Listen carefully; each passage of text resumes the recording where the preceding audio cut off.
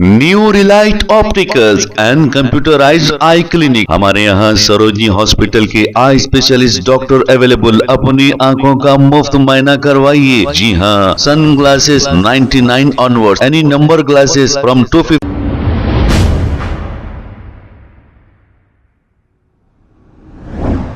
अस्सलाम वालेकुम नाजरीन, 7H न्यूज सच को रखे आपके आगे।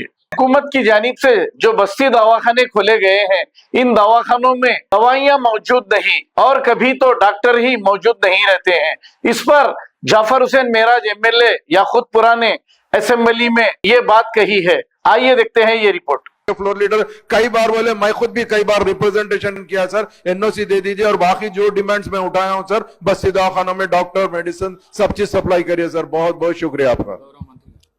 స్పీకర్ సార్, గౌరవ సభ్యులు చెప్పింది బస్తి దవాఖానే కానీ, బేసిక్ మెడిసిన్స్ కానీ, బ్లడ్ టెస్ట్ కానీ, యాకత్పుర సంబంధించిన 50 బెడెడ్ హాస్పిటల్ కానీ ఇవన్నీ నోట్ డౌన్ చేసుకున్నాం అధ్యక్ష.